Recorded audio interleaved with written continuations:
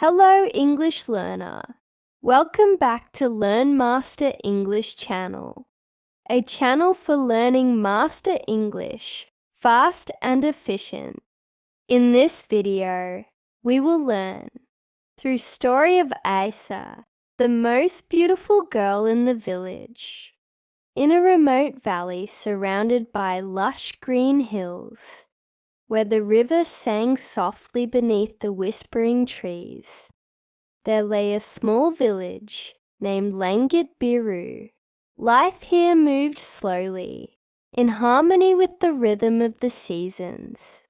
It was the year 1965, and though the world outside was changing fast, Langit Biru remained untouched, cradled by nature's serenity.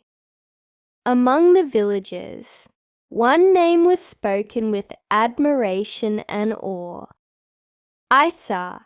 She was often called Bunga Dari Langit Biru, the flower of Langit Biru, for her beauty was the talk of every household.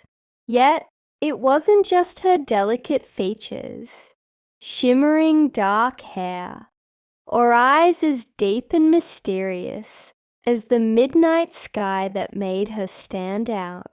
It was the kindness that radiated from her very soul. Aysah had grown up as the only daughter of Pak Harun, the village's respected herbalist, and Mak Leha, a gentle woman known for weaving the finest fabrics in the valley. From a young age, Aysah had learned not just the secrets of herbs and healing, but also the art of listening to the wind, reading the stars, and understanding the unspoken feelings of others. The villagers loved her not only for her beauty, but also for her gentle heart. When the children scraped their knees playing near the river, it was Aysah who would tend to their wounds with a soft touch and a soothing smile. When the elders sat by the village square, telling stories of old, Aysah would sit quietly and listen, respecting the wisdom of those who had walked the earth longer than she. Despite her admirers, farmers, fishermen, even the village head's eldest son, Aysah remained humble and untouched by vanity. She often helped her parents gather herbs at dawn, or wove baskets with the women during festivals. Though many young men tried to win her heart with gifts, or songs beneath her window, Aysah kindly turned them away, saying, "The heart blooms not with gold or jewels, but with sincerity." The stranger in the forest. One misty morning, as Aysah wandered deeper into the forest to gather wild ginger for her father's medicines, she stumbled upon a young man lying unconscious near a fallen tree. His clothes were torn, and a nasty cut marked his forehead.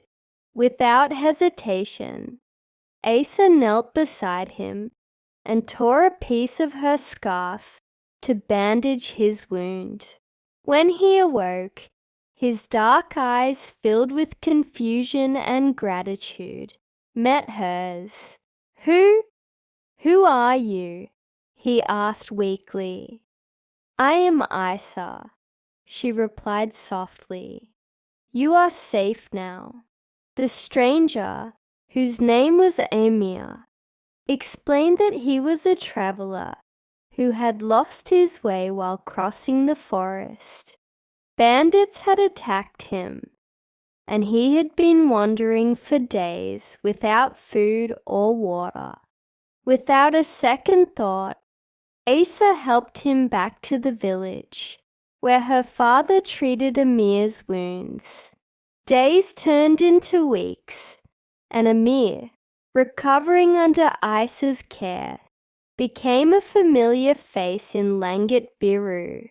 He was different from the other young men, quiet, respectful, and full of stories about lands beyond the hills. As Amir grew stronger, he often helped Aysah with her chores. They shared laughter as they gathered herbs, whispered stories beneath the moonlight, and even sang songs by the river. The villagers began to notice the subtle glow in Aysah's cheeks and the gentle smiles they exchanged. Rumors began to spread, but no one dared interfere. The village head's ultimatum. Not everyone, however, was pleased. Tuan Rahman, the village head, had long intended for his son, Idris, to marry Aysah. Idris, although wealthy and strong, lacked the kindness and humility that Aysah valued. One evening, Tuan Rahman summoned Pak Harun and Mak Leha to his home. With a stern voice, he declared, "Aysah must marry Idris. It is what's best for the village."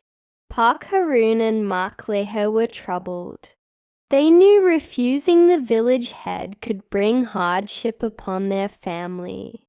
But they also knew Aysah's heart could not be forced. When they returned home and told Aysah, she remained calm but resolute.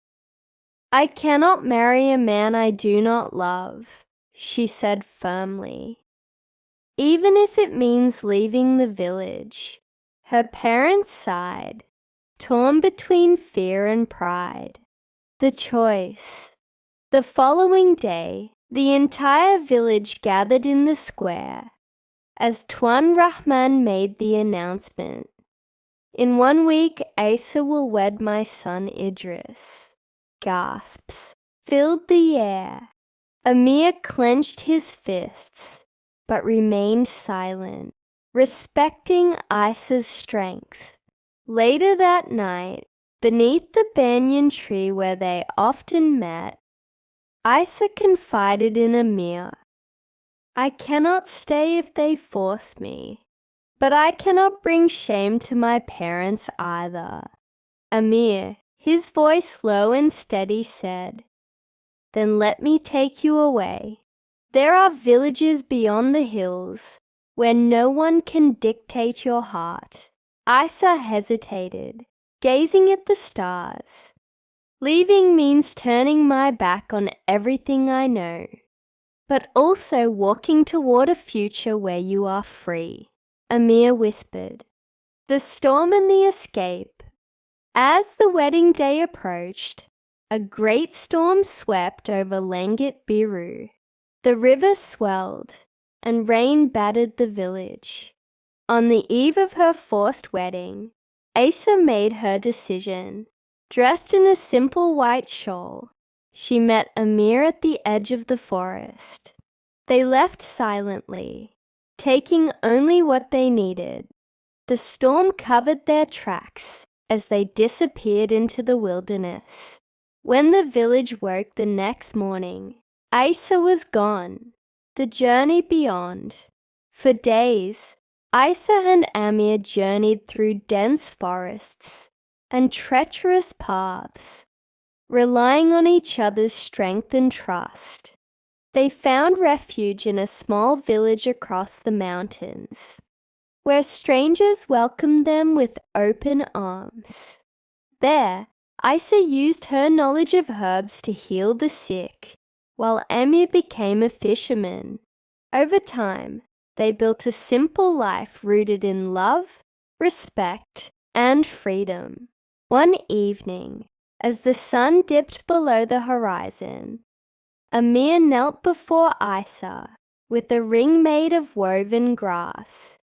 "Will you walk this path with me, always?" he asked. With tears in her eyes, Aysah nodded. "Yes, always." The return.